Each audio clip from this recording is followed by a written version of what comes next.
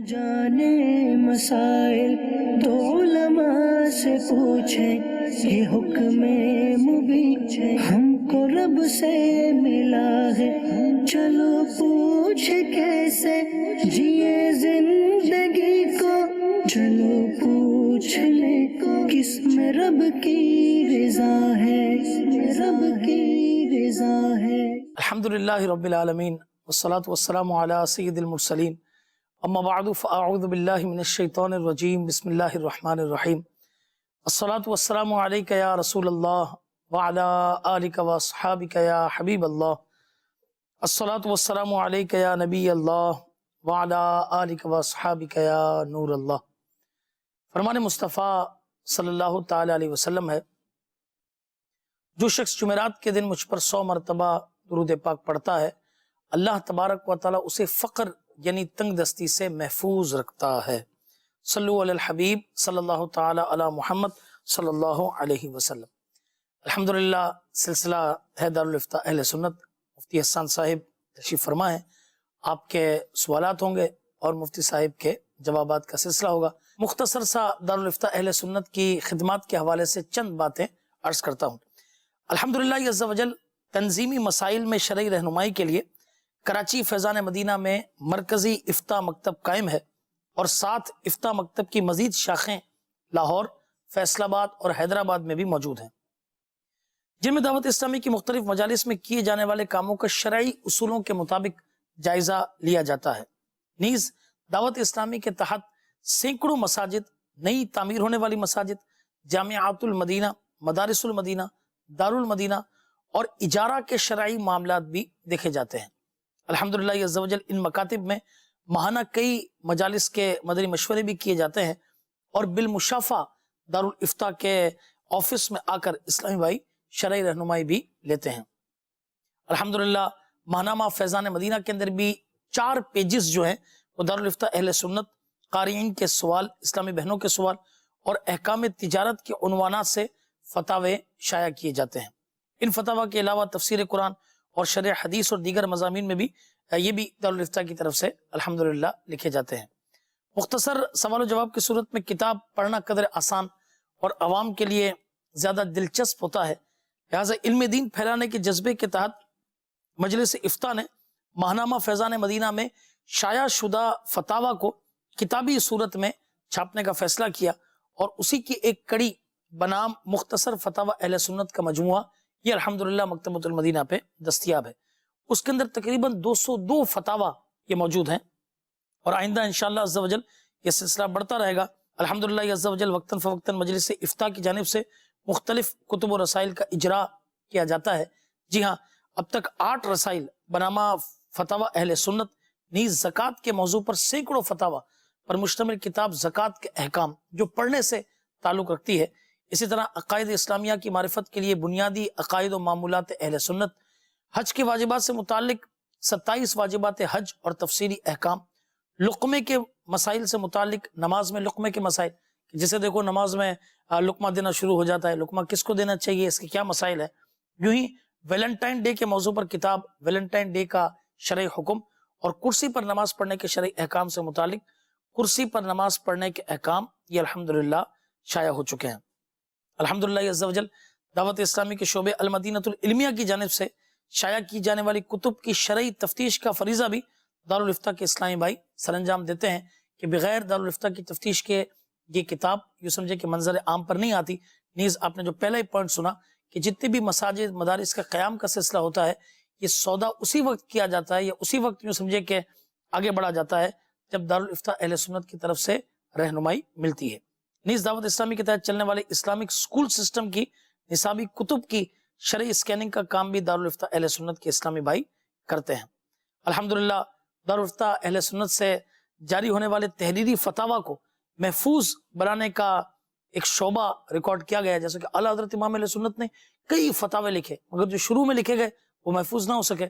الحمدللہ اس کو سارے فتاوی کو محفوظ کرنے کے لیے ایک ریکارڈ بنایا گیا ہے، جس میں موجود اسلامی بھائی ایک سافٹ ویئر کے ذریعے دارالافتاء اہل سنت کے فتاوی کو محفوظ کرتے ہیں۔ الحمدللہ چند ماہ پہلے یوکے کے شہر بریڈ فورٹ میں بھی دارالافتاء اہل سنت کی ایک برانچ کا آغاز یہ ہو چکا ہے۔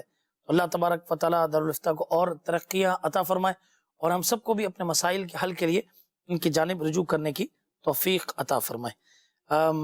کالز موجود ہیں، آئیے شروع کرتے ہیں۔ بسم اللہ الرحمن الرحیم۔ جی، جمعۃ المبارک کے دن بعض اوقات یہ ہوتا ہے کہ جیسے خطبہ شروع کرنا ہوتا ہے، سنتیں پڑھ لی جاتی ہیں، اس کے بعد امام نے خطبہ دینا ہوتا ہے، اذان ہوتی ہے پھر خطبہ۔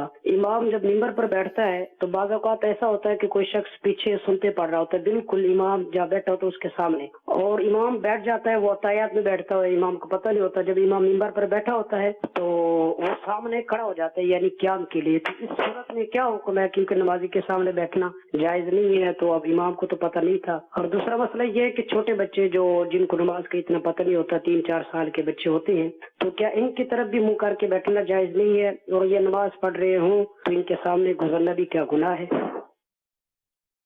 ایک سوال میں اس کے 2-3 حصے بنتے ہیں۔ جی حضور۔ بسم اللہ الرحمن الرحیم۔ نمازی کی طرف چہرہ کرنا امام کو اور کوئی اور بھی ہو تو اس کو مکروہ تحریمی ہے، یعنی اس کی طرف چہرہ کر لینا، اس کی طرف متوجہ ہو جانا، کہ پورا چہرہ اس کی طرف ہو جائے تو اس کو مکروہ تحریمی قرار دیا گیا ہے۔ صحیح۔ امام کو بھی اس بات کی اجازت نہیں ہے کہ جیسے نماز کے بعد یا خطبے میں ہی وہ اس طرح بیٹھے کہ اس کے بالکل سامنے کوئی نماز پڑھ رہا ہو۔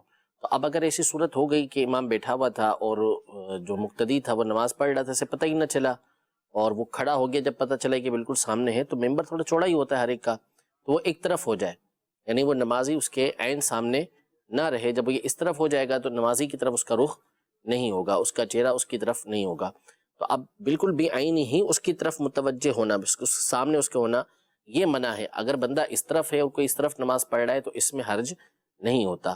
تو ممبر میں اتنی گنجائش ہوتی ہے کہ بندہ دائیں بائیں ہو سکتا ہے جس سے نمازی کی طرف اس کا چہرہ نہ ہو۔ تو امام کو چاہیے کہ وہ دائیں یا بائیں طرف ہو جائے تاکہ نماز پڑھنے والے کی طرف اس کا چہرہ نہ ہو۔ اچھا حضور، اس میں ایک چھوٹا سا ایڈ کر دوں کہ پنجاب میں ہمارے یہاں تو چھوڑے ہیں ممبر، پنجاب میں مدنی قافلوں میں اور سفر ہوتا ہے تو چھوٹے ممبر ہوتا ہے۔ اچھا، اذان بھی شروع نہیں ہوئی تو کیا نماز بھی ٹوٹنے یعنی گزرنے کا نہیں ہو رہا؟ تو اگر وہ نماز پڑھنے کھڑے ہو گئے، وہ بیٹھ چکے تھے، تو کیا ایسا ہو سکتا ہے کہ یہ دوبارہ کچھ 2-3 منٹ کے لیے دوبارہ اتر کے نیچے بیٹھ جائیں؟ یہ ایسا ہو تو سکتا ہے، لیکن ایسا معصور نہیں ہے، یعنی منقول نہیں ہے کہ اس طرح آ کے دوبارہ بیٹھتے ہوں۔ ٹھیک ہے۔ لیکن اس کو چاہیے کہ کوئی صورت ایسی بنائے کہ اس کی نمازی کی طرف اس کا چہرہ نہیں ہونا چاہیے۔ یعنی جو چہرہ ہوتا ہے وہ یہ ہوتا ہے کہ پوری طور پہ بندہ اس کی طرف متوجہ ہو۔ اگر اس کا گال کا کوئی حصہ اس کی طرف ہو رہا ہے، جیسے یہ یوں بیٹھا ہوا ہے اور نمازی اس طرف ہے، جیسے امام نماز پڑھ کے پھرتا ہے تو اس کا چہرے کا ایک حصہ اس طرف ہوتا ہے، ایک چہرہ اس طرف ہوتا ہے، تو اس کو اس کی طرف چہرہ کرنا نہیں بولتے۔ چہرہ جو ہوتا ہے یہ پورے طور سے اس کی طرف متوجہ ہونے کو کہا جاتا ہے۔ تو ایسی صورت وہ بنا لے کوئی اس میں کہ اس کا چہرہ اس کی طرف نہ ہو۔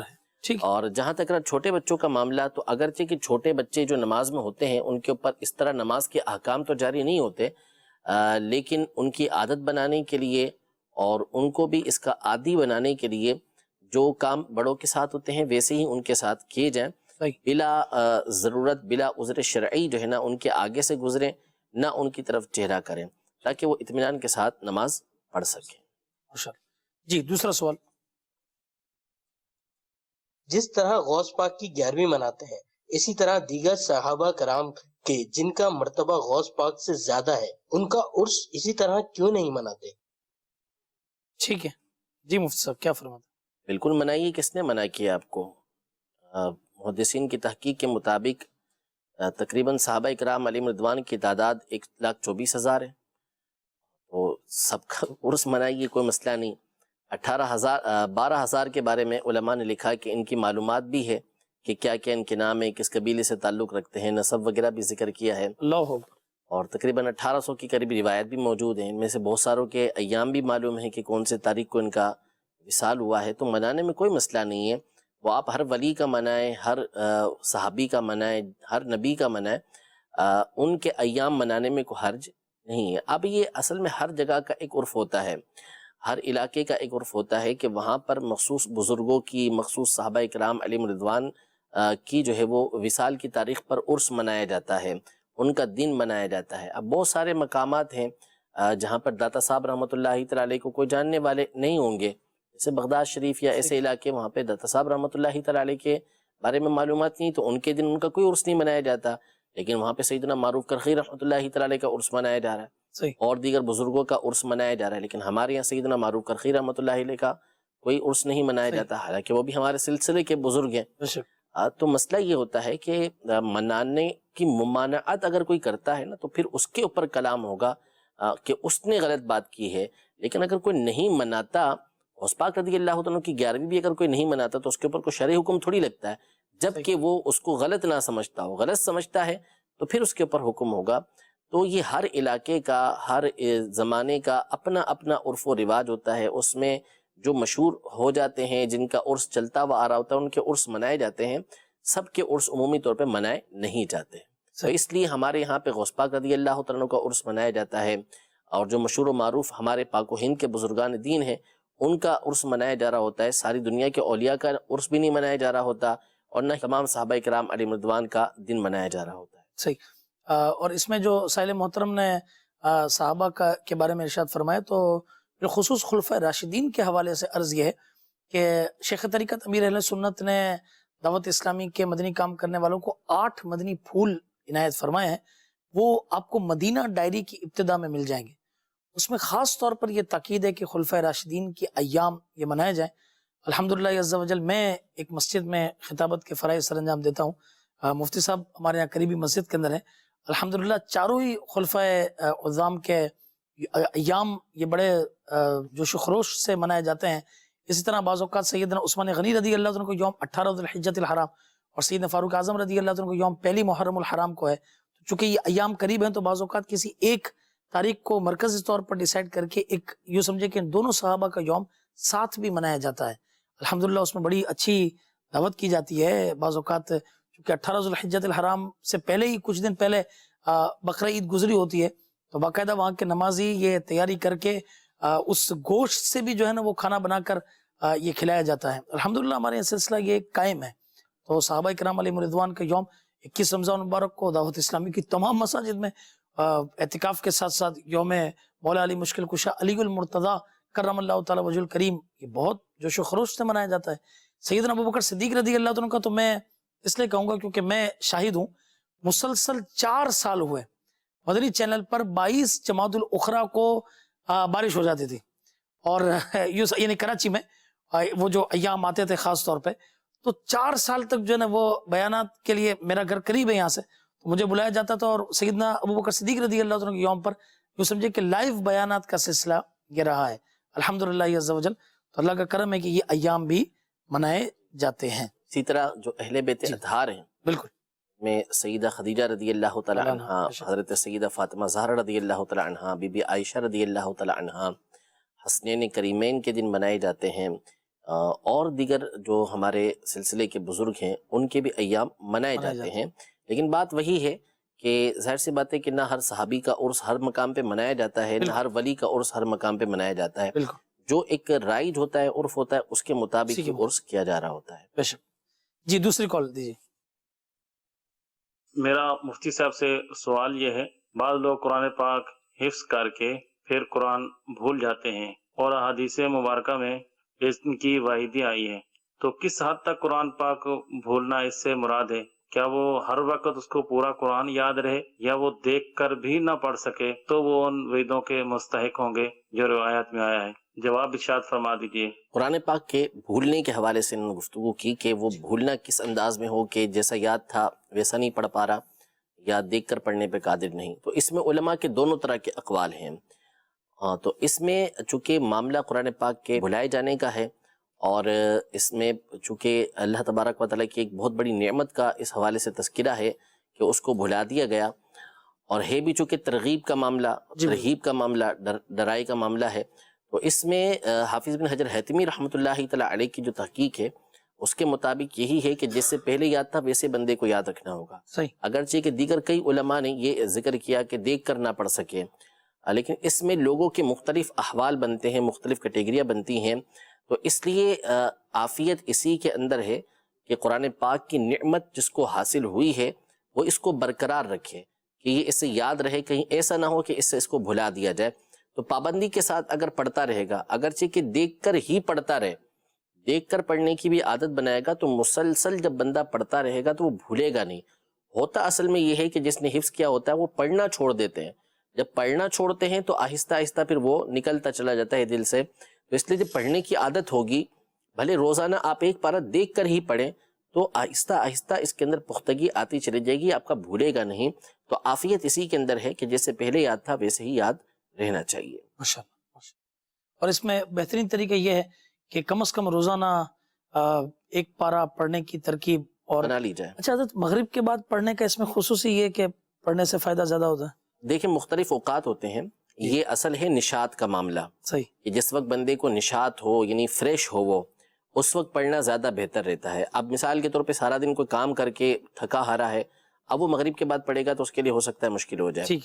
تو بعض لوگوں کو اس میں جو فریش ہوتے ہیں وہ فجر کے بعد فریش ہیں، جب اٹھے اس وقت فریش ہیں. صحیح. لیکن بہرحال فریش ہوں یا نہ ہوں، اپنی ایک عادت بنا لیں کہ ہم نے اس وقت تک سونا نہیں ہے جب تک ایک سپارے کی تلاوت نہیں کر لیں گے. کیا بات. جب یہ عادت آپ کی بن جائے گی کہ آپ نے پورا پارہ پڑھ کے ہی سونا ہے، تو انشاءاللہ تبارک و تعالی قرآن جیسے جیسے بندہ پڑھتا جاتا ہے نا، اس کی زبان پر رواں ہوتا چلا جاتا ہے.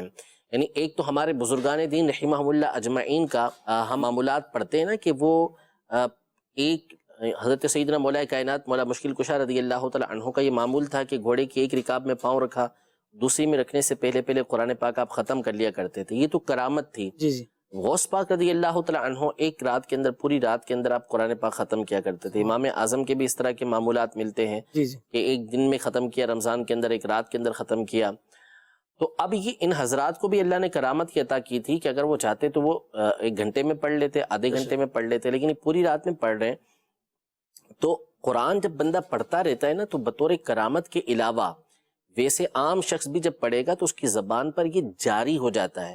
یعنی ہم بہت سارے قراء کو دیکھتے ہیں، حفاظ کو دیکھتے ہیں کہ ان کی زبان جو ہے وہ چلتی ہے، وہ جلدی سپارہ پڑھ لے تو صحیح پڑھتے ہیں، ایک یعلمون تعلمون نہیں، صحیح پڑھ رہے ہوتے ہیں. اس کی وجہ یہ ہوتی ہے کہ انہوں نے اس کو اپنی زبان پہ روا کیا ہوا ہوتا ہے. تو بندہ جب پڑھتا رہے گا عادت بناتا رہے گا تو پھر اس کے لیے مشکل پیش نہیں آئے گی. وہ انشاءاللہ تبارک و تعالی ایک سال تک اگر اس نے مسلسل روزانہ رات کو ایک سپارہ پڑھا تو آئندہ سال کے اندر اس کے لیے کوئی پرابلم نہیں ہوگا کہ وہ ایک سے زیادہ سپارے پڑھ سکے گا، اور انشاءاللہ قرآن پاک بھی اس کو یاد ہو جائے گا. ماشاءاللہ. میسیجز کی طرف آتے ہیں. دارالفتہ اہل سنت سوال کیا گیا کہ کیا عورتیں بلیک کلر کے علاوہ کوئی دوسرا کلر لگا سکتی ہیں؟ بالوں میں کلر کرنے کے حوالے سے مرد و عورت یہ برابر ہیں.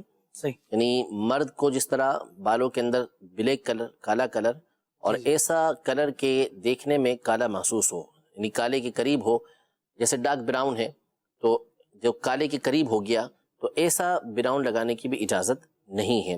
تو اس میں مرد اور عورت دونوں برابر ہیں. اس کے علاوہ جو رنگ لوگوں میں معروف ہیں، جیسے گولڈن کلر ہوتا ہے، براؤن کلر ہوتا ہے، لائٹ براؤن ہوتا ہے، اس طرح کے جو کلر ہیں اس کو لگانے میں حرج نہیں ہے. وہ مرد بھی لگا سکتا ہے، وہ عورت بھی لگا سکتی ہے. ٹھیک ہے. سوال ہے، کوئی شخص 24 سال سے جوائنٹ فیملی میں رہ رہے ہیں، اب بچے بھی بڑے ہو گئے ہیں، تو کیا اب گھر بیچنے کا مطالبہ ہم بڑوں سے کر سکتے ہیں؟ کیا یہ گناہ تو نہیں ہے؟ اب مطالبے کی نوعیت کو اور انداز کو دیکھا جائے گا کہ کس انداز میں مطالبہ کر رہے ہیں اور کیا وہاں پر بیچنے ممکن بھی ہے یا نہیں ہے. بعض اوقات جوائنٹ فیملی تو ہوتی ہے، لیکن اب گھر بیچا جائے تو فیملیاں اس کے اندر اتنی ہوتی ہیں کہ ہر ایک کے لیے یہ گنجائش نہیں بنتی کہ پھر علیحدہ علیحدہ گھر لے سکیں گے. تو اولا تو یہ صورت کو دیکھنا پڑے گا. کوشش تو یہی کریں کہ اگر ایسا بڑے ہو چکے ہیں، پردے کے معاملات ہوتے ہیں، تو بہتر یہی ہے کہ علیحدہ سے رہیں. لیکن جو مطالبہ کرنے کی صورت ہوگی وہ اسی انداز میں ہوگی کہ ایک تو احسن انداز میں کریں گے، اچھے انداز میں کریں گے. دوسرا یہ کہ وہاں پر ممکن بھی ہو کہ اسے بیچا جائے تو سب کے لیے یہ آسانی ہو سکے کہ وہ علیحدہ علیحدہ گھر میں رہ سکیں، ورنہ ایسا نہ ہو کہ پھر بیچا جائے اور در بدر ہو جائے. تو ان تمام معاملات کو دیکھ کر ہی ایسی چیزوں کے مطالبے کیے جا سکتے ہیں. ٹھیک ہے، بہت اچھا آپ نے گائیڈ کیا. اسلامی بہن کا سوال ہے کہ کیا اسلامی بہن موزے پہن کے نماز پڑھ سکتی ہیں؟ پلیز جواب ارشاد فرمانا. بالکل پڑھ سکتی ہیں، اس میں کوئی حرج نہیں ہے. اسلامی بہن بھی موزے پہن کے نماز پڑھ سکتی ہے اور اسلامی بھائی بھی موزے پہن کر نماز پڑھ سکتا ہے. ٹھیک ہے، مزید کالز دے دیجیے. مفتی صاحب میں یہ پوچھنا ہے کہ میرا ایک بھائی ہے چھوٹا، وہ جاب کرتا ہے ایک جگہ پہ، تو اس کے بعد آتے ڈومیسائل، تو جس کی تقریباً کاسٹ پڑتی ہے 300-400. تو وہ کہتا ہے کہ اگر میں بندوں کو بتا کے 700-800 لے لوں تو اس طرح ٹھیک ہے، یا میں ان کو بتاؤں کہ 800 روپیہ ہی میں نے لینا ہے، اتنے میں یہ بنے گا؟ کیا اس طرح लेना ठीक है? मैं ये पूछना चाह रहा हूँ। जी हुजूर। असल में अगर तो ये एजेंट हैं और एजेंट होने की फीस लेते हैं तो इनका फीस लेना तो दुरुस्त हो जाएगा। आगे जिस तरह वो काम करते हैं वो काम की नोयत उमूमी तौर पर रिश्वत देकर होती है, तो वो काम करना तो दुरुस्त नहीं होगा। इसी तरह ये जो ज़्यादा रकम उनसे ले रहे हैं, अगर तो उनको धोखा देकर लेते हैं, शो ये करते हैं कि 800-900 रुपये का बनेगा, तो फिर जाहिर सी बात है कि गलत कर रहे हैं। और अपनी फ़ीस के लेते हैं कि भाई ठीक है मैं बनवा दूंगा लेकिन मैं इतने पैसे आपसे लूँगा, और काम भी सही तरीके से करते हैं, तो फिर इनका फ़ीस लेना दुरुस्त हो जाएगा। ठीक है, मजीद कॉल ऐड कीजिए। इलियास कादरी साहब ने गौसे पाक को रजी अल्लाह अन्ह कहा, जबकि रजी अल्लाह अन्ह ये सहाबा कराम को खिताब किया गया है, और सहाबा कराम और आम आदमी के अंदर जमीन और आसमान का फर्क होता है। जी हुजूर। जी बिल्कुल, आपकी बात बजा और 100% बजा है कि सहाबा कराम अलैहिम रिदवान और आम आदमी के दरमियान ज़मीन आसमान का फ़र्क है, कि कोई भी आम आदमी चाहे वो बड़े से बड़ा ताबई हो, आम से मुराद सहाबी के अलावा बड़े से बड़ा ताबई भी है, गौस है, कुतुब अब्दाल है, तो वो किसी सहाबी रदी अल्लाह तआला अन्हो के दर्जे तक नहीं पहुँच सकता। सहाबा कराम अलैहिम रिदवान का दर्जा और मर्तबा ये सबसे उम्मत के अंदर बुलंदो बाला है। लेकिन जहाँ तक रहा मामला रदी अल्लाह तआला अन्हो कहने का, तो ये फिर आपका मौक़िफ़ थोड़ा सा इसमें आपसे गलती हुई है। कुरान पाक में अल्लाह तबारक व तआला ने 2 मकाम पर इस लफ्ज़ को ज़िक्र फरमाया। पहले सूरह तौबा में ज़िक्र फरमाया कि वस्साबिक़ूनल अव्वलून मिनल मुहाजिरीन वल अंसारी वल्लज़ीन इत्तबऊहुम बिइहसान रज़ियल्लाहु अन्हुम व रदू अन, सुभान अल्लाह, के मुहाजिरीन और अंसार में से जो पहले ईमान लाने वाले हैं वो लोग, इसमें एक तफसीर के मुताबिक तो वो जो पहले ईमान लाने वाले, और एक तफसीर के मुताबिक इसमें तमाम के तमाम सहाबा कराम अलैहिम रिदवान कि जो उम्मत में सबसे पहले ईमान लाने वाले हैं सही वो लोग, और वल्लज़ीन इत्तबऊहुम बिइहसान, और वो लोग कि जिन्होंने भलाई के साथ इनकी पैरवी की, अब वो कोई भी हो, ताबईन हो, तबा ताबईन हो, क़यामत तक के जो लोग हों, रज़ियल्लाहु अन्हुम व रदू अन, अल्लाह इनसे राज़ी हुआ, ये अल्लाह से राज़ी हुआ। क्या बात है। तो यहाँ अल्लाह तबारक व तआला ने खुद इस बात को इरशाद फरमाया है कि रज़ियल्लाहु अन्हुम व रदू अन, इन लोगों के लिए इरशाद फरमाया कि जो सहाबा कराम अलैहिम रिदवान के तरीक़ेकार पर चलने वाले हैं, उनकी पैरवी करने वाले हैं। इसी तरह अल्लाह तबारक व तआला ने सूरह बय्यिना के अंदर इरशाद फरमाया इन्नल्लज़ीना आमनू व अमिलुस्सालिहात उलाइका हुम खैरुल बरिया, वो लोग कि जो ईमान लाए और अच्छे अमल किए, मुतलकन फरमाया तमाम ईमान वालों के लिए, उलाइका हुम खैरुल बरिया, वो बेहतरीन लोग हैं। और फिर फरमाया जज़ाउहुम इंद रब्बिहिम जन्नातु अदनिन तजरी मिन तहतिहल अन्हार, इन नेक लोगों के लिए अल्लाह के पास जो इनकी जज़ा है वो जन्नात अदन है, हमेशा रहने वाले बागात हैं जिनके नीचे नहरें बहती हैं, खालिदीन फीहा अबदा, ये लोग हमेशा हमेशा इसमें रहेंगे। रज़ियल्लाहु अन्हुम व रदू अन, अल्लाह इनसे राज़ी हुआ, ये अल्लाह से राज़ी हुए। ज़ालिका लिमन खशिया रब्बह, ये उन लोगों के लिए है कि जो अपने रब से डरते हैं। यहाँ भी अल्लाह तबारक व तआला ने तमाम मोमिनों के लिए इस कलिमे का इरशाद फरमाया है। तो इसलिए जो नेक लोग हैं उनके साथ अगर कोई रज़ी अल्लाह तआला अन्हु लिखता है तो इसमें कोई हर्ज नहीं है, ये असलाफ से चलता हुआ आ रहा है। इमाम नववी रहमतुल्लाहि तआला अलैह, इमाम तहतावी रहमतुल्लाहि तआला अलैह, इन तमाम ने और दीगर बुजुर्गों ने अपनी किताबों के अंदर इस बात की तसरीह की है कि सहाबा कराम अलैहिम रिदवान के साथ अगर कोई रहिमहुल्लाह कहता है, रहमतुल्लाहि तआला अलैह कहता है, ये भी जायज़ है। और सहाबा के अलावा किसी और पर जो नेक लोग हैं, सालिहीन हैं, उनको कोई रज़ी अल्लाह तआला अन्हु कहता है तो इसमें कोई हर्ज नहीं। लेकिन उमूमी तौर पर हमारे यहाँ ये जो जुमला बोला जाता है वो सहाबा कराम अलैहिम रिदवान के लिए बोला जाता है, और दीगर के लिए रहिमहुल्लाह तआला, रहमतुल्लाहि तआला अलैह, ये अल्फाज बोले जाते हैं। तो यही आम तौर पे इस्तेमाल किए जाते हैं और करने चाहिए। लेकिन अगर अकाबिर बुजुर्गों के साथ, बड़े बड़े जो औलिया हैं उनके साथ, और मशहूर व मारूफ जो औलिया हैं उनके साथ कोई रज़ी अल्लाह तआला अन्हु लगाता है और कोई इश्तिबा नहीं होता कि इनको सहाबी बना रहे हैं, तो इसमें कोई हर्ज नहीं है। उनके नाम के साथ रज़ी अल्लाह तआला अन्हु लगाया जा सकता है। कुरान की आयत भी आपने सुन ली, और जो उलमा के हवाले हैं, पुराने बुजुर्गों के हवाले हैं, वो भी आपने समाअत कर ली। माशाअल्लाह। मैसेज पे सवाल है कि क्या हराम कमाने वाले आदमी के साथ पार्टनरशिप की जा सकती है? बहुत ही यानी यूँ कह लें कि मुजमल सवाल है। जी। इसकी यानी तफसील बहुत सारी बनेगी कि वो क्या हराम कमाता है और फिर ये जो काम करेंगे वो किस तरीके से करेंगे और इनकी अपनी हैसियत क्या है। बहरहाल ऐसे शख्स के साथ पार्टनरशिप ناجائز کی صورتیں تو بنیں گی مختلف قسم کی، لیکن اگر جواز کی بھی بنتی ہو، جائز ہونے کی بھی کوئی صورت بنتی ہو تو بھی اس سے بچنا چاہیے کہ بندے کو تہمت تو کم از کم لگے گی کہ اس شخص کے ساتھ کام کر رہا ہے کہ جو حرام کماتا ہے، حرام کا مرتکب ہو رہا ہے، تو پارٹنرشپ ایسے کرنے سے ویسے ہی بچنا چاہیے. ٹھیک ہے. سردیوں کی آمد ہے، ویسے بھی کچھ لوگ تو سارا سال ویسٹ کوٹ پہنتے ہیں، بس سردیوں میں ویسٹ کوٹ پہن لیتے ہیں، کوٹ پہنتے ہیں. ویسٹ کوٹ کے بٹن نماز میں بند کرنا ضروری ہوتے ہیں؟ ویسٹ کوٹ کے بٹن بند کرنا ضروری نہیں ہے، یعنی چونکہ نیچے ہمارے قمیص ہوتی ہے، جی ہمارا سینہ وغیرہ سب چھپا ہوا ہوتا ہے، تو اوپر جو ویسٹ کوٹ پہنی ہوتی ہے اس کے بٹن بند کرنا ضروری نہیں. البتہ ہر جگہ اور ہر شخص کے اعتبار سے اس کا پہننا یہ جدا جدا ہوتا ہے. بعض ویسٹ کوٹ ایسی ہوتی ہیں کہ جن کو بٹن کھول کے پہنا جائے تو وہ اچھی اور سوبر محسوس ہوتی ہیں. بعض ہی ہوتی ہیں کہ جن میں اوپر بٹن لگا لیتے ہیں، نیچے چھوڑ دیتے ہیں، جسم کا بھی لحاظ ہوتا ہے. بعض نیچے سے لگاتے ہیں، اوپر چھوڑ دیتے ہیں، بعض سارے کے سارے بٹن لگاتے ہیں. تو جو ایک سوبر اور اچھا انداز لگتا ہو اس انداز میں اس ویسٹ کوٹ کو رکھنا چاہیے. لیکن اگر کسی نے بٹن نہ لگائے تو اس کی نماز میں کوئی مسئلہ نہیں ہوگا. بہت اچھا، بہت اچھا. سوال یہ ہے کہ کیا لیٹ کر نعتیہ کلام سن سکتے ہیں؟ سننے میں کوئی مسئلہ نہیں ہے. نعتیہ کلام اگر لیٹ کے سن رہے ہیں تو حرج نہیں ہے. البتہ اللہ تبارک و تعالیٰ کا ذکر کرتے ہیں یا نبی کریم صلی اللہ تعالیٰ علیہ وآلہ وسلم پر درود پاک وغیرہ پڑھ لیں تو لیٹے ہوئے کو چاہیے کہ وہ پاؤں کو سمیٹ لے اور اپنا منہ کھلا رکھے، یعنی رضائی وغیرہ اپنے منہ پر نہ رکھے، اس انداز میں پڑھے، یہ افضل ہے. ٹھیک ہے. سوال شامل کیجیے. مفتی صاحب کے بارے میں میرا یہ سوال ہے کہ ایسی مسجد جس میں ظہر کی جماعت نہیں ہوتی، بقیہ 4 نمازیں ان کی جماعت ہوتی ہے، ظہر کی جماعت نہیں ہوتی، اور وہ شہر کے اندر ہے، بقیہ مساجد میں جمعے کی جماعت ہوتی ہے، اس میں بھی جمعے کی جماعت ہوتی ہے، کیا وہاں پر جمعے کی جماعت ہو سکتی ہے؟ کچھ لوگ کہتے ہیں کہ یہاں پر ظہر کی جماعت نہیں ہوتی اس لیے جمعہ نہیں ہوتا، تو رہنمائی فرما دیں، جزاک اللہ خیر. دیکھیں اس سوال کے جو جواب ہے وہ 2 پہلو ہیں اس کے اندر. ایک تو ہے جمعے کے حوالے سے بات کہ جمعہ جو قائم کرنا ہے وہ وہاں پر جبکہ دیگر شرائط پائی جائے تو ہو سکتا ہے.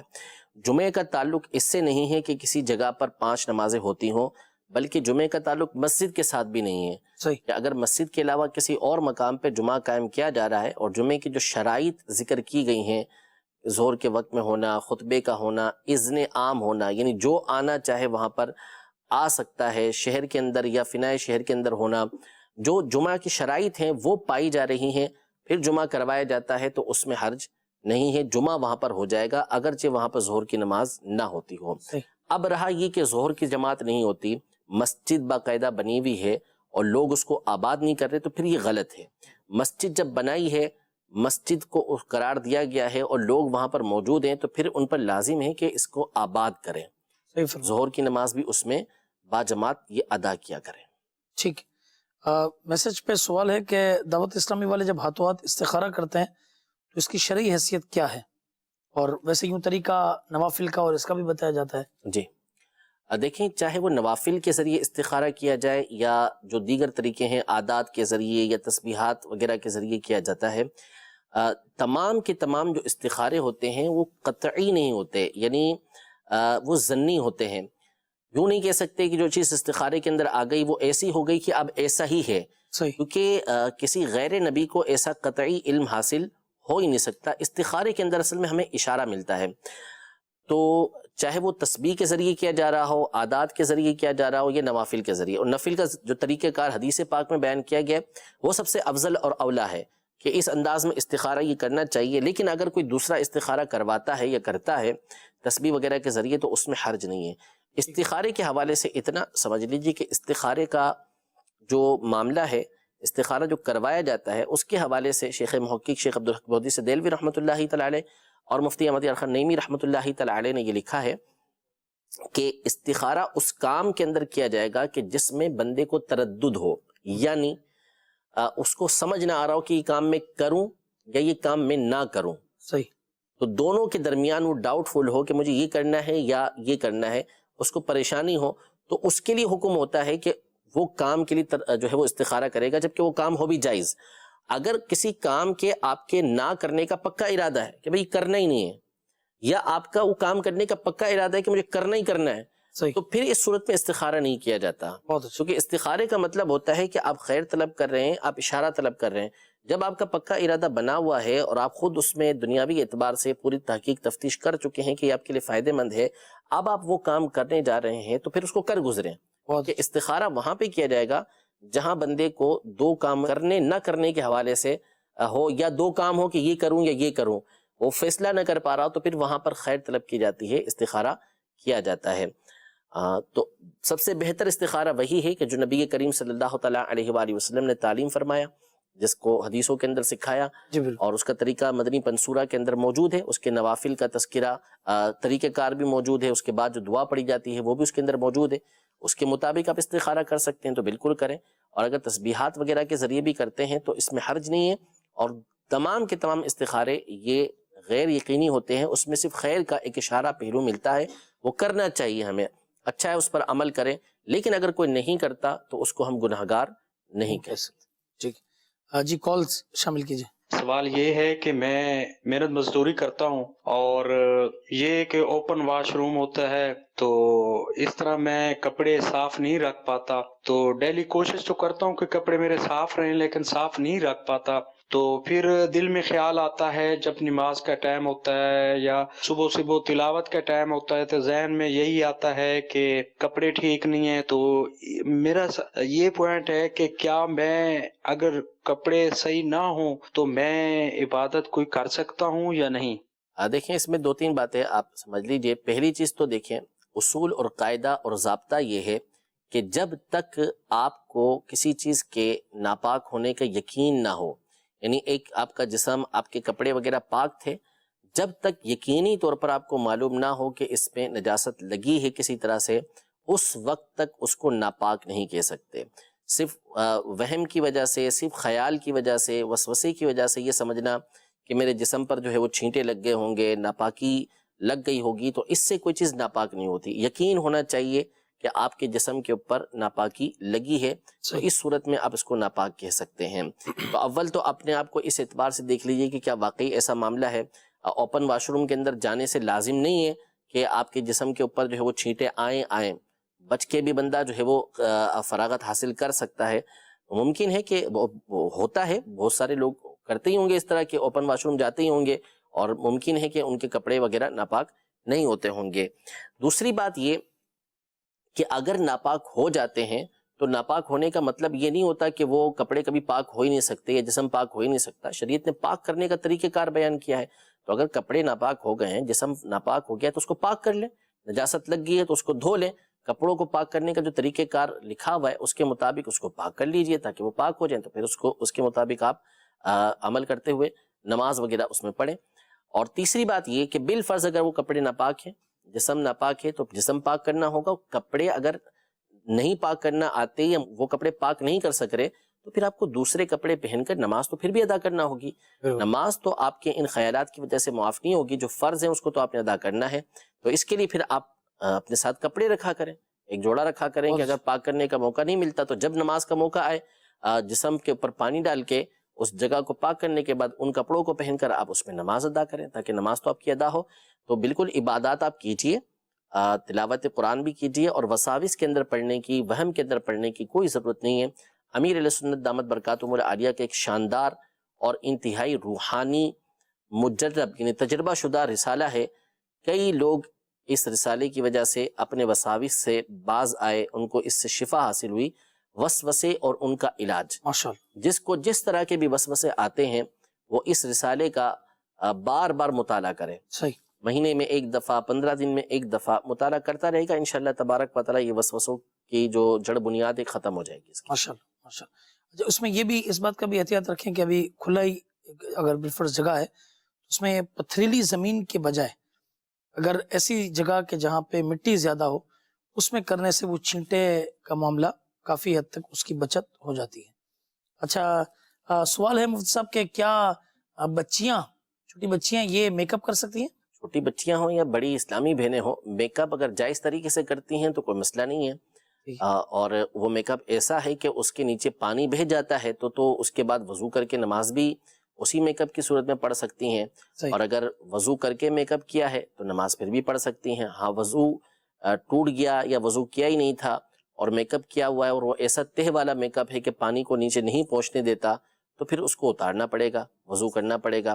باقی اس کے علاوہ جائز جو میک اپ ہے اس کے کرنے میں کوئی حرج نہیں ہے، وہ بچیاں بھی کر سکتی ہیں، اسلامی بہنیں بھی اپنے جو ہے وہ جو شادی شدہ ہیں وہ شوہر کے لیے بالکل کر سکتی ہیں۔ صحیح۔ کبوتر پیجنز گھر میں رکھنا جائز ہے؟ بالکل جائز ہے، جو بھی پالتو پرندے ہیں ان کو پالنا جائز ہے، لیکن اس کے لیے شرائط ہیں کہ ان کا خیال رکھنا یہ ضروری ہوتا ہے۔ سب سے پہلی بات تو یہ ہے کہ خیال رکھیے، فقہاء کرام نے لکھا کہ ان کو دن میں 70 بار کھانا پینا پیش کرے، یعنی 70 بار سے مراد یہ کہ بار بار ان کو دے، کیونکہ وہ مانگ تو سکتے نہیں ہیں، بتا بھی نہیں سکتے، تو لہٰذا بار بار ان کو کھانے کے لیے دے۔ دوسرا یہ کہ اصل میں جو کبوتر ہمارے یہاں رکھے جاتے ہیں، یا تو اس میں کبوتروں پر ظلم کیا جاتا ہے یا کبوتروں کے ذریعے دوسروں پر ظلم کیا جاتا ہے اور دیگر گناہ کیے جاتے ہیں۔ مثال کے طور پر کبوتر اڑائے جاتے ہیں، وہ اڑتے ہیں، وہ آ کے بیٹھنے لگتے ہیں تو چھتری بنی ہوئی ہوتی ہے اور ان کے پاس بانس نما لکڑی ہوتی ہے جس کے اوپر جو ہے وہ انہوں نے لوہا وغیرہ لگایا ہوتا ہے، وہ جیسے بیٹھنے لگتا ہے تو اس کو پاؤں پہ مارتے ہیں جس سے وہ اڑ جاتا ہے۔ تو پھر آپ اپنے اوپر تصور کر لیں کہ آپ تھکے ہارے کہیں پہ بیٹھنے لگے اور نیچے سے آپ کے پاؤں پہ کوئی مارے، اٹھو یہاں سے، تو پھر آپ کی کیا کیفیت ہوگی؟ صحیح بات ہے نا؟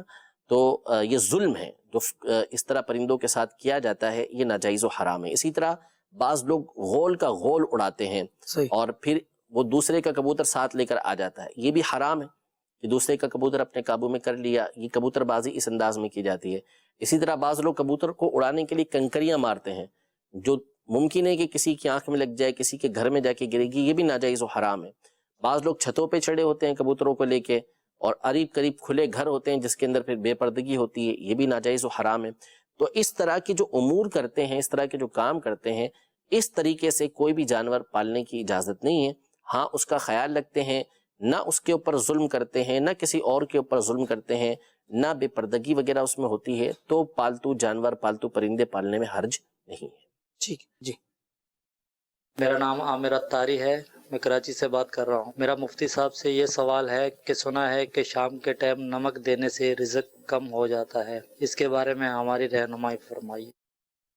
جی مفتی صاحب، ایسی کوئی بات نہیں ہے، یہ توہم پرستی ہے اور اس سے دور رہنا یہ لازم ہے۔ معمولی چیزوں کے بارے میں تو اگر کوئی سوال کرے تو اس سے تو منع بھی نہیں کرنا چاہیے۔ وَيَمْنَعُونَ الْمَاعُونَ کے تحت ایسے ہی افراد آتے ہیں کہ جو ایسی معمولی چیزیں بھی دینے سے رکتے ہیں۔ تو شام کا ٹائم ہو یا صبح کا ٹائم ہو، نمک ہو یا کوئی اور چیز ہو، اس کے دینے میں کوئی حرج نہیں ہے، بلکہ اگر صدقہ کریں گے تو انشاءاللہ تبارک و تعالی رزق کے اندر اضافہ ہوگا انشاءاللہ۔ جی ایک اور سوال۔ مفتی صاحب کی بارگاہ میں سوال عرض ہے کہ ہمارا بزنس جو ہے وہ پارٹنرشپ کا ہے، تو اکثر یوں ہوتا ہے کہ کچھ جو ہے وہ پیٹی کیش تقریباً سبھی جو پارٹنر ہیں ان کے پاس کچھ نہ کچھ موجود ہوتا ہے جو کہ ضرورتیں استعمال کرنے کے لیے ہوتا ہے۔ اس میں بعض اوقات یہ ہوتا ہے کہ ان پیسوں کو ہم جو ہے وہ اپنے ذاتی استعمال کے لیے یا پھر اگر کسی کو چاہیے ہو تو دے دیتے ہیں کہ جی جب بھی ضرورت پڑے گی تو ظاہر ہے میں اپنے پیسوں سے اس کو نکال لوں گا یا ان سے جو ہے وہ واپس لے کے جو ہے وہ جہاں پہ اس کا استعمال کرنا وہاں بھی استعمال کر لوں گا۔ اس کے لیے کیا ایسا کر سکتے ہیں یا نہیں کر سکتے؟ دیکھیں کون سا پیسہ ہے، پارٹنرشپ کا پیسہ ہے یا وہ جو نفع ہوتا ہے، نفع اٹھانے کے بعد ہر ایک جو ہے وہ اپنے اپنے نفع میں سے رقم لیتا ہے، یعنی مثال کے طور پر 10 لاکھ کا نفع ہوا ہے اور ہر ایک کے اس میں 10% ہیں، 10 پارٹنر ہیں، اس کو جو ہے وہ لاکھ روپیہ ملا ہے، وہ لاکھ روپیہ اگر اس کا ہو گیا تو اس کی مرضی ہے کہ وہ جس طریقے سے چاہے اس کو خرچ کرے، اور اگر پارٹنرشپ کا پیسہ ہے تو پھر تو سارے پارٹنروں کی جو رضامندی ہوگی اس کے مطابق ہی اس کا حکم ہوگا کہ وہ آگے کسی کو دیتا ہے، لیتا ہے، تو بغیر اس کے وہ نہیں کر سکتا۔ پیٹی کیش یہ ہوتا ہے کہ یہ پیسے جو ہے نا وہ آپ کے پاس پڑے ہوئے ہیں کہ اگر کسی کو نقد کوئی پیسے دینے کی ضرورت پڑی، کوئی چیز منگوانے کی ضرورت پڑی، سب کے ہوئے نا وہ، یہ سب کے ہوئے جی، تو پھر یہ تو کمپنی کا اجازت کے ہوتا ہے۔ بغیر نہیں ہو سکتا، اجازت۔ اور اگر کسی 2-3 افراد کو یہ اس بات کا مجاز کر دیں کہ ہاں بھائی کوئی اس طرح کی چیز ہے تو آپ منگوا لیں اور اس کو لکھ لیں تو وہ کر سکتے۔ ٹھیک ہے۔ یہاں پہ لکھا ہے حضور کہ میرا سوال یہ ہے کہ اسلامی تاریخ 25 ہو یا بدھ 25 کا روزہ رکھنا چاہیے، یہ روزہ نزا کے وقت کام آتا ہے، کیا یہ بات درست ہے کہ تاریخ بھی 25 ہو اور بدھ کا دن ہو؟ اس طرح کا کچھ یہ پوچھا۔ دیکھیں روزہ چاہے 25 تاریخ کو رکھیں، چاہے 26 تاریخ کو رکھیں، بدھ کو رکھیں یا جمعرات کو رکھیں یا پیر کو رکھیں، روزہ مفید ہی مفید ہے، یعنی روزہ یہ انشاءاللہ تبارک و تعالی یہ معاشر کی گرمی سے بچانے والا ہے، قبر کے اندر بھی انشاءاللہ فائدہ دے گا، نزا میں بھی انشاءاللہ تبارک و تعالی فائدہ دے گا۔ لیکن اس طرح کی کوئی تخصیص جو ہے وہ کہیں پڑی نہیں ہے کہ 25 تاریخ کو بدھ ہو تو اس طرح روزہ رکھنے سے کوئی الگ سے کوئی فائدہ ہوتا ہے، ایسا کہیں میری نظر سے نہیں گزرا۔ باقی کہ روزہ اگر 25 تاریخ کو بدھ آتی ہے تو اسے رکھنے میں کوئی حرج نہیں۔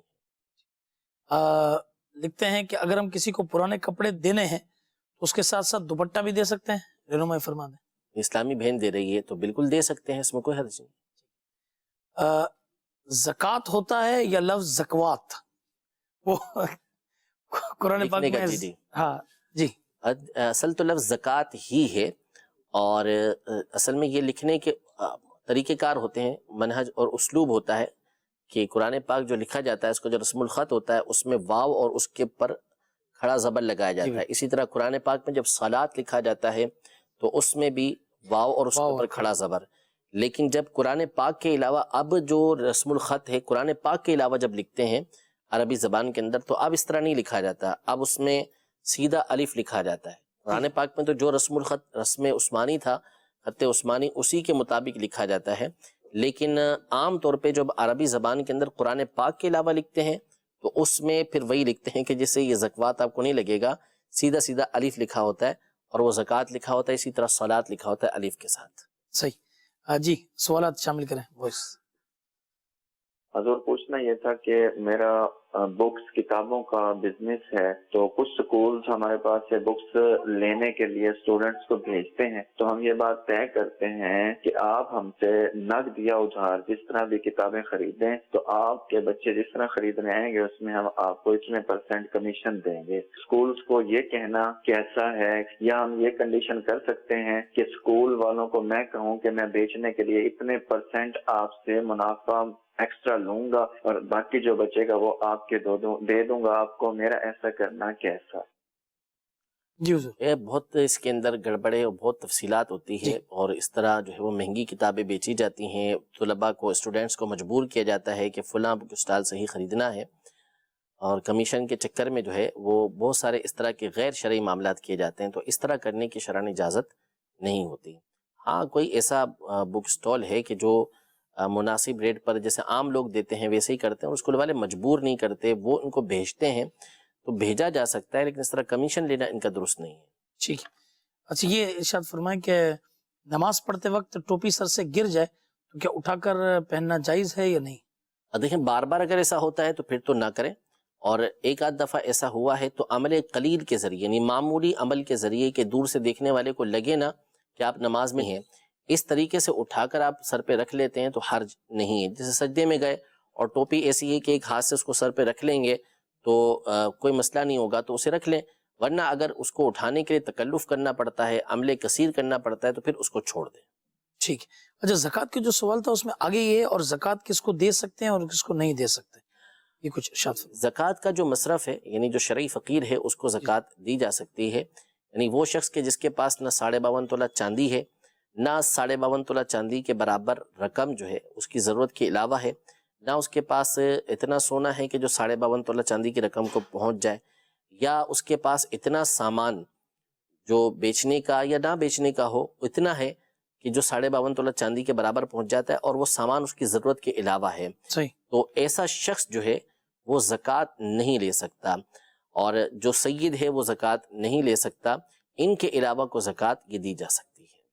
ٹھیک۔ Voice call. شیشے اور اسٹیل جست اور کرو کے برتنوں میں کھانا درست ہے یا نہیں؟ جی مفتی صاحب، اسٹیل اور شیشے کے برتنوں میں کھانے میں کوئی حرج نہیں ہے، جائز ہے، بالکل کھا سکتے ہیں۔ ٹھیک، مزید کال دیجیے۔ صحابہ کرام بھی حضور صلی اللہ علیہ وسلم کا صلات پڑھتے تھے کہ سلام پڑھتے تھے جو ہم جمعہ نماز کے بعد سلام پڑھتے ہیں؟ جی، جمعے کے بعد جو سلام ہوتا ہے کیا یہ صحابہ بھی پڑھتے تھے؟ صحابہ کرام علیہم رضوان اس انداز میں تو نہیں پڑھا کرتے تھے، لیکن نبی کریم صلی اللہ تعالیٰ علیہ وآلہ وسلم پر وہ صلاۃ والسلام تو پیش کیا کرتے تھے، اور یہ کوئی ممانعت کی دلیل نہیں ہوتی کہ جو کام صحابہ کرام علیہم رضوان نے نہیں کیا تو وہ کام نہ کیا جا سکے۔ مثال کے طور پر ابھی میں یہاں بیٹھا ہوا ہوں اور میں درود و سلام نبی کریم صلی اللہ تعالیٰ علیہ وسلم پر پڑھتا ہوں یہاں کرسی پہ بیٹھ کے، اب کوئی مجھ سے یہ دلیل پوچھنے لگے کہ کیا صحابہ کرام علیہم رضوان نے اس وقت میں اس طریقے سے بیٹھ کر درود پاک پڑھا تھا تو ظاہر سی بات ہے کوئی اس بات کو ثابت نہیں کر سکتا، لیکن کوئی بھی اس کو ناجائز نہیں کہے گا۔ تو اصل یہ نہیں ہوتا کہ صحابہ کرام علیہم رضوان نے وہ کام کیا یا نہیں کیا، بے شمار اس کی مثالیں ہم نے پورا 3 سلسلے کیے تھے بدعت کے شرعی احکام کے اوپر، کہ جو نیا کام ہوتا ہے جس کو بدعت کہا جاتا ہے، وہ بدعت کی اقسام کتنی ہیں، اور صحابہ کرام علیہم رضوان سے کون سے ایسے کام ہیں کہ جو نبی کریم صلی اللہ علیہ وسلم نے نہیں کیے، صحابہ کرام علیہم رضوان نے کیے، صحابہ کرام علیہم رضوان نے نہیں کیے، تابعین نے کیے، تابعین نے نہیں کیے، تبع تابعین نے کیے۔ یہ تمام کے تمام وہ نیک کام، دین کے کام کہ جو نہ نبی کریم صلی اللہ علیہ وسلم سے ثابت، نہ صحابہ کرام علیہم رضوان سے ثابت، وہ اسلاف سے، معتمد ترین اسلاف سے ثابت۔ ایک ہی مثال میں آپ کی بارگاہ میں عرض کرتا ہوں، سمپل سی۔ قرآن پاک کے بعد سب سے جو اصح کتاب ہے اور مشہور کتاب ہے وہ بخاری شریف ہے۔ امام محمد بن اسماعیل بخاری رحمۃ اللہ تعالی علیہ یہ اس کتاب کے مصنف ہیں، انہوں نے اس کتاب کو لکھا ہے۔ آپ نے 16 سال کے عرصے میں اس کتاب کو لکھا۔ اس میں حافظ ابن الصلاح رحمۃ اللہ تعالی علیہ کی تحقیق کے مطابق کم از کم 7275 حدیثیں ہیں، جبکہ حافظ ابن حجر اسقلانی رحمۃ اللہ علیہ کے مطابق اور زیادہ اس کے اندر حدیثیں موجود ہیں۔ امام بخاری رحمۃ اللہ تعالی علیہ نے جب اس بخاری شریف کو لکھا تو آپ کا یہ طریقہ کار تھا کہ ہر حدیث کو لکھنے سے پہلے آپ غسل کرتے، اس کے بعد 2 رکعت نفل ادا کرتے، استخارہ کرتے، اور اس کے بعد اس حدیث کو آپ لکھا کرتے تھے۔ 7275 مرتبہ آپ نے یہ عمل کیا۔ کیا بات! امام بخاری نہ صحابی ہیں، نہ تابعی ہیں، نہ تبع تابعین میں سے ہیں۔ آپ کی 194 کے اندر آپ کی ولادت ہوئی ہے، تو اتنے تو بعد آپ کی ولادت ہوئی۔ تو امام بخاری رحمۃ اللہ تعالی علیہ جو ہے، انہوں نے اس انداز میں بخاری شریف کو تحریر فرمایا ہے۔ تو کیا اس کی مثال تابعین میں ملتی ہے، تبع تابعین میں ملتی ہے، صحابہ میں ملتی ہے؟ ہرگز نہیں ملتی۔ حالانکہ احادیث لکھنے کا جو رواج تھا وہ امام بخاری سے پہلے کا تھا، تابعین میں بھی تھا، تبع تابعین میں بھی تھا، صحابہ کرام علیہم رضوان بھی احادیث طیبہ کو لکھا کرتے تھے۔ آپ دکھا دیں کہ کہیں پہ بھی ایسا عمل نہیں ہے۔ تو امام بخاری کا یہ کام دینی تھا یا دنیاوی تھا؟ دینی تھا، اور آپ نے وہ کام کیا جو آپ سے پہلے کسی نے نہیں کیا۔ تو ایسا نہیں ہوتا کہ یہ دیکھا جائے کہ صحابہ کرام علیہم رضوان نے وہ کام کیا ہے یا نہیں کیا۔ اصل یہ دیکھا جاتا ہے کہ وہ اس کے ذریعے سے کچھ سنت اٹھ رہی ہے یا نہیں اٹھ رہی۔ اگر اس کے ذریعے سے کچھ سنت اٹھ رہی ہے، اس کے اندر کسی طرح کی تبدیلی پیدا ہو رہی ہے، تو آپ اس کو ناجائز کہہ سکتے ہیں، ورنہ آپ اس کو ناجائز نہیں کہہ سکتے۔ تو جمعہ کے بعد صلاۃ السلام پڑھنے میں کون سی سنت اس سے اٹھ رہی ہے؟ کوئی سنت اس سے دور نہیں ہو رہی، تو اس طرح صلاۃ السلام پڑھنے میں کوئی حرج نہیں ہے۔ لوگ نیک کام کر رہے ہوتے ہیں، نبی کریم صلی اللہ تعالیٰ علیہ وآلہ وسلم پر درود و سلام پڑھ رہے ہوتے ہیں، اور قرآن پاک میں مطلقاً اس بات کا حکم دیا گیا ہے کہ اے ایمان والو اس غیب بتانے والے پر درود بھیجو اور خوب سلام بھیجو۔ اس میں کوئی قید نہیں ہے کہ بیٹھ کے پڑھیں یا کھڑے ہو کے پڑھیں، فلاں وقت پڑھیں فلاں وقت نہ پڑھیں، جب پڑھنے کی اجازت ہے اس وقت پڑھا جا سکتا ہے۔ جی کال شامل کر دیں۔ سر میرا سوال یہ ہے کہ بچے کا عقیقہ کرتے ہیں تو کہتے ہیں 2 سانس ہونے چاہیے، اگر وہ گائیں بڑی کر لیتے ہیں وہ تو ایک ہی سانس ہوا نا، یہ ذرا مجھے کلیئر کر دیں۔ لوگوں کے اپنے اپنے انداز ہوتے ہیں، 2 سانس کا تو کوئی کانسیپٹ نہیں ہے۔ اصل یہ ہے کہ جب لڑکا ہو تو اس کے لیے جو عقیقہ ہے اس میں بہتر طریقہ کار یہ ہے کہ 2 بکرے ہوں یا 2 چھوٹے جو جانور ہیں، مینڈا ہے وغیرہ، یہ 2 ہونے چاہیے، بہتر ہے۔ لیکن اگر ایک کے ذریعے بھی کوئی کرتا ہے تو اس صورت میں بھی اس کا عقیقے کی جو سنت ہے وہ ادا ہو جائے گی۔ لڑکی ہو تو 1 بکری کرنا یہ بہتر ہے، لیکن اگر اس کے لیے بھی کوئی 2 کرتا ہے تو اس میں حرج نہیں ہے۔ اب بڑا جانور ہے تو بڑے جانور کے اندر اگر وہ 2 حصے شامل کر دیتا ہے لڑکے کے، تو یہ 2 اس کے حصے عقیقے کے ہو جائیں گے، اس کی سنت ادا ہو جائے گی۔ اور اگر ایک حصہ بھی شامل کرتا ہے تو بھی اس کی سنت عقیقے کی ادا ہو جائے گی۔ ٹھیک ہے، کچھ سوالات میسیجز پہ لیتے ہیں۔ کیا پرائز بانڈ جائز ہے؟ جواب ارشاد فرما دیں۔ پرائز بانڈ جو عمومی طور پہ ہمارے یہاں پر ہیں وہ تقریباً سارے ہی جائز ہیں، وہ ان پر نکلنے والا جو انعام ہوتا ہے وہ بھی جائز ہوتا ہے، اس میں حرج نہیں ہے۔ ایک پریمیم بانڈ نکلا تھا 40,000 والا، اس میں یہ تھا پریمیم بانڈ کے اندر کہ اس میں کچھ رقم کچھ عرصے کے بعد حکومت کی طرف سے دی جاتی تھی، وہ ناجائز تھا، وہ سود کی صورت ہوتی تھی۔ باقی اس کے علاوہ جو پرائز بانڈ ہے وہ جائز ہے۔ میرا سوال یہ ہے کہ ایک طرف اذان ہو رہی ہو اور دوسری طرف تلاوت قرآن، تو اس میں کیا کرنا چاہیے؟ تلاوت قرآن بندہ کر رہا ہے تو خاموش ہو جائے جب اذان ہو رہی ہو۔ آداب میں سے یہ ہے کہ روک دے تلاوت اور اذان کو سنے اور اس کا جواب دے۔ ٹھیک ہے۔ بنت اکرم، کیا مجبوری کی حالت میں اسلامی بہن نقاب کے ساتھ نماز پڑھ سکتی ہے؟ لیکن نقاب اتار کر ہی نماز پڑھیں، کھلا منہ رکھ کے نماز پڑھیں، یہی بہتر ہے، یعنی کسی ایسے مقام پر ہے تو ایسی جگہ کو اختیار کرے جہاں پر کسی کی نظر نہ پڑے، لیکن چہرے سے نقاب اتر کر ہی نماز اسے ادا کرنی چاہیے۔ کیا بچے کو دودھ پلانے سے وضو ٹوٹ جاتا ہے یا نہیں؟ نہیں ٹوٹتا۔ مفتی صاحب پرسنل سوال ہے، مفتی حسن صاحب کے مدنی منع یا مدنی منی کا نام بتا دیں۔ مدنی منع کا نام تو حمزہ ہے، محمد حمزہ۔ مجھے آپ سے سوال کرنا ہے کہ عورت باوضو یا مخصوص ایام کی حالت میں تفسیر کو چھو سکتی ہے؟ باوضو تو چھو ہی سکتی ہے نا، اگر اس کا وضو ہے، یعنی وہ ناپاک نہیں ہے، پاک ہے، پاکی کے ایام ہے تو باوضو چھونے میں حرج نہیں ہے، اور ناپاکی کے ایام ہے تو پھر تفسیر کی دو صورتیں ہوتی ہیں، ایک تفسیر بڑی ہوتی ہے، ایک چھوٹی ہوتی ہے۔ جیسے چھوٹی تفسیر مثال کے طور پر خزائن العرفان ہے، نور العرفان ہے، کہ یہ الگ سے تفسیر نہیں کہلاتی بلکہ ایک حاشیہ ہوتا ہے اور قرآن کے تابع ہو کر یہ ہوتی ہیں، تو ان کو تو اسلامی بہن ان ایام میں چھو نہیں سکتی۔ اور اس کے علاوہ جو بعض تفسیریں ہوتی ہیں جو بڑی ہوتی ہیں ان کو تفسیر ہی بولا جاتا ہے، جیسے مثال کے طور پہ صراط الجنان ہے، یہ جدا اور بڑی تفسیر ہے، تو اس کو اسلامی بہن ان ایام میں چھو تو سکتی ہے، لیکن جہاں پہ قرآن کی آیت یا اس کا ترجمہ ہے اس پر یا اس کے عین پیچھے ہاتھ نہیں لگا سکتی، اور قرآن کے علاوہ دیگر مقامات کو وہ ہاتھ لگانا چاہتی ہے تو بھی بہتر یہ ہے کہ وہ جو دستانے وغیرہ ہے اسے پہن لے۔ ٹھیک ہے، کیا اسلامی بہن بیوٹی پارلر کا کورس کر سکتی ہے؟ اگر اس میں کسی طرح کا ناجائز کام اس کو نہیں کرنا پڑتا، یعنی مثال کے طور پر اس کو ستر کھولنا پڑے یا کسی دوسرے کا ستر دیکھنا پڑے جو اس کو دیکھنے کی شرعاً اجازت نہیں ہے، یا ایسی چیزوں کو سیکھتی ہے کہ جو کرنا ہی ناجائز ہے، مثال کے طور پر جو آئی بروز بنانا وہ سیکھ رہی ہے اور کسی کے آئی برو کاٹتی ہے جو ناجائز طریقہ کار ہے اس کے مطابق، جہاں اجازت ہی نہیں ہے شریعت کی طرف سے، تو اس طرح کا کورس کرنے کی تو اجازت نہیں ہے۔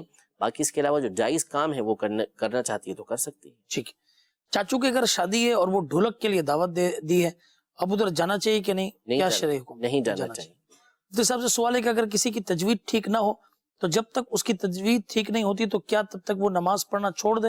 نہیں، بالکل بھی اس کی اجازت نہیں ہے کہ نماز پڑھنا چھوڑ دے۔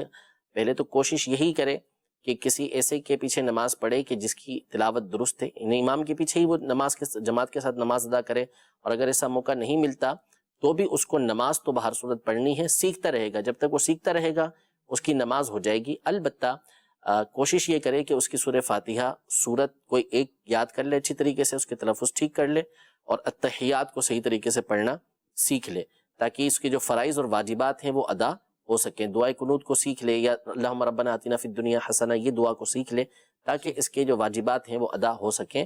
باقی مزید قرآن کو جلد سے جلد ٹھیک کرنے کی کوشش کرے۔ کتنی ایج میں روزہ فرض ہے؟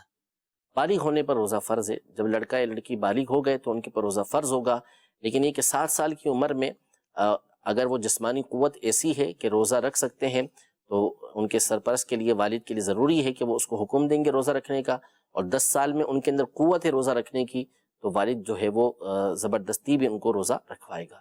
ٹھیک ہے، کیا ہسبینڈ کو زکوٰۃ دے سکتے ہیں؟ نہیں دے سکتے، نہ میاں بیوی کو دے سکتا ہے نہ بیوی میاں کو زکوٰۃ دے سکتے۔ ٹھیک ہے، اللہ تبارک و تعالی ہم سب کا سیکھنا سکھانا قبول فرمائے۔ صلو علی الحبیب صلی اللہ تعالی علی محمد صلی اللہ علیہ وسلم۔